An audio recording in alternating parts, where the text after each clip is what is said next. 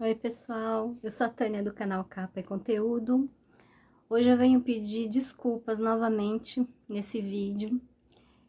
Novamente nos vídeos anteriores eu falei errado o nome do autor. Marcos Reis se chama Edmundo Donato. Eu peço mil desculpas, estou envergonhada na verdade. E um leitor, um seguidor, ele me informou que realmente eu tinha falado o nome errado novamente e eu tô gravando esse vídeo para me desculpar e para falar também de uma outra obra do Marcos Reis, do Edmundo Donato, que é Um Cadáver Ouve Rádio.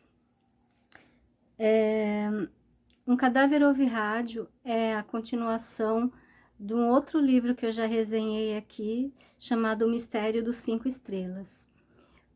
Os três personagens principais desse livro são os mesmos do O Mistério dos Cinco Estrelas, que é o Gino, o Léo e a Ângela.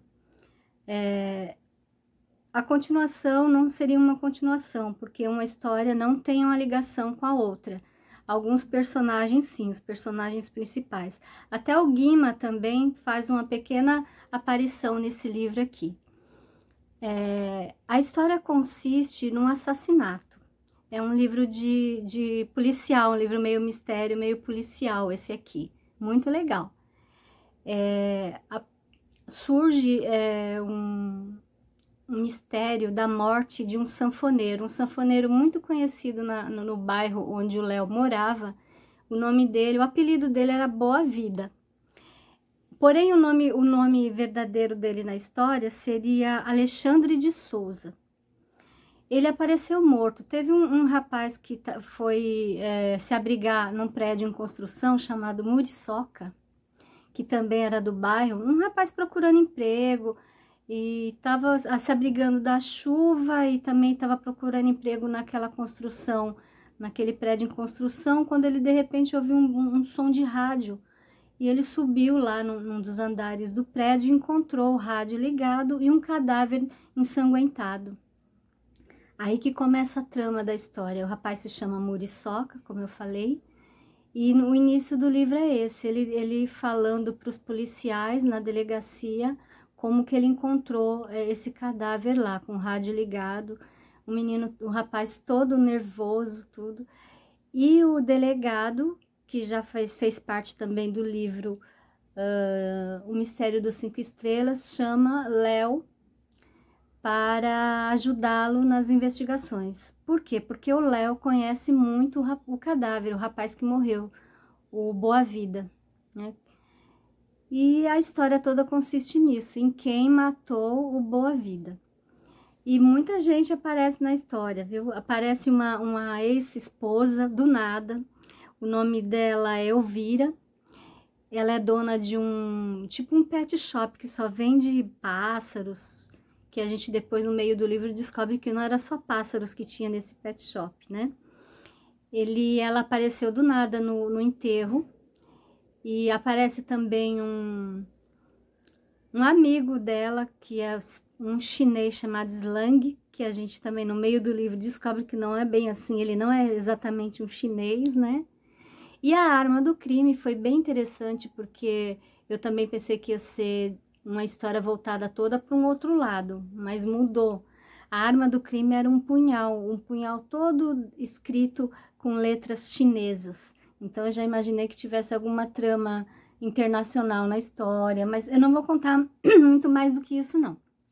Existe uma morte e todo o livro consiste no desvendar de quem matou esse rapaz.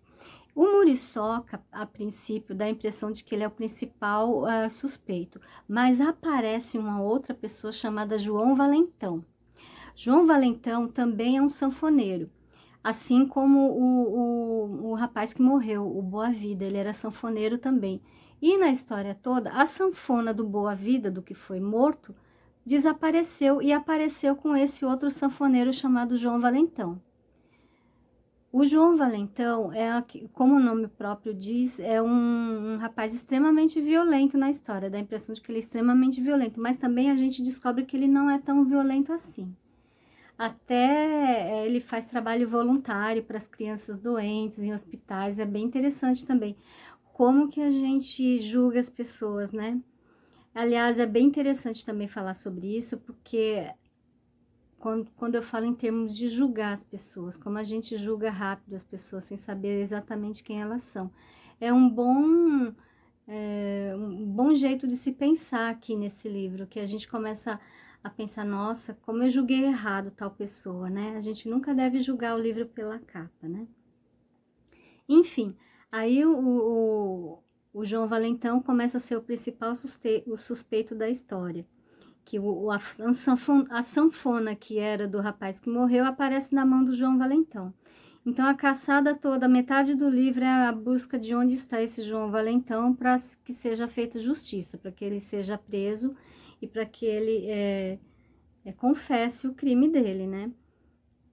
Aí aparece também um outro personagem na história. No dia das investigações mesmo, aparece o Sandoval de Souza. Sandoval de Souza é um primo do falecido, é um primo do Boa Vida, que a princípio parece o oposto do Boa Vida. Por quê? Porque o Boa Vida, como o nome próprio diz, ele não queria emprego fixo, ele não queria responsabilidade, ele odiava bater cartão de ponto.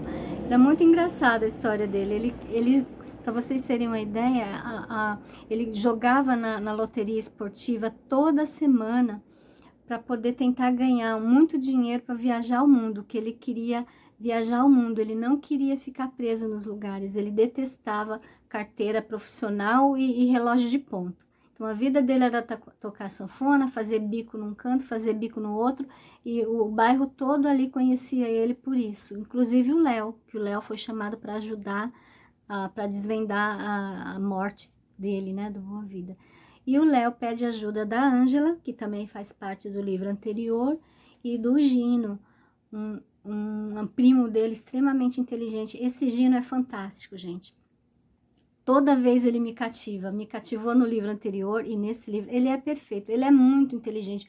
O nome dele não deveria ser Gino, devia ser Gênio, porque ele é muito inteligente, ele capta as coisas no ar. O final do livro é bem legal, ele faz parte do final do livro de forma brilhante. Amei o livro, a gente não imagina quem é o verdadeiro autor ou autora da morte do Boa Vida. Então você fica sempre, num momento você pensa que é um, no momento você pensa que é outro. O livro é muito rápido de ler. Ele tem, no meu caso aqui, tem 126 páginas, rapidinho, em 2 dias você lê o livro e é muito interessante. Apenas eu acho que o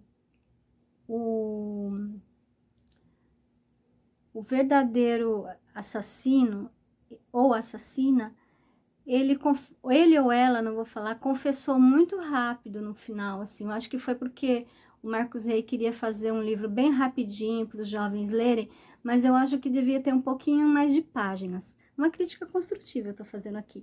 Eu acho que o assassino, ele foi muito rápido para contar, ou a assassina foi muito rápido para contar tudo que ele fez, entendeu? Não teve, assim, um suspense, não teve. Ele foi contando, foi contando. A única coisa que eu achei mais ou menos no final do livro foi isso, foi a rapidez da pessoa confessar o crime, que nem sempre o assassino faz isso, né? Enrola demais para confessar um crime, mas esse confessou rapidinho.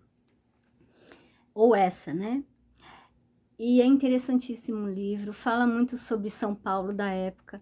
Tem o bairro onde tem a loja de pássaros lá da Elvira, chama, lá da Liberdade, a loja de pássaros chama O Passaredo.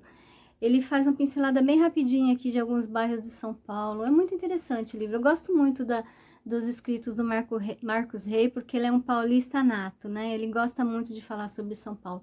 Tem mais 2 obras que eu vou resenhar, que vai ser surpresa, que eu estou lendo, mas é muito interessante. 2 obras que eu vou ler agora não são voltadas para o público infanto-juvenil, é mais um livro adulto mesmo. Mas é muito interessante também os 2 livros que eu vou resenhar no futuro, tá bom? Mais uma vez eu peço desculpas. O nome dele é Edmundo Donato. Não vou errar mais, não vou ter mais bloqueio com o nome dele. E eu peço desculpas de novo. Muito bom livro. Um cadáver ouve rádio. O cadáver estava ouvindo rádio no momento que foi achado. Interessantíssima história. E quem será que matou o Boa Vida, né?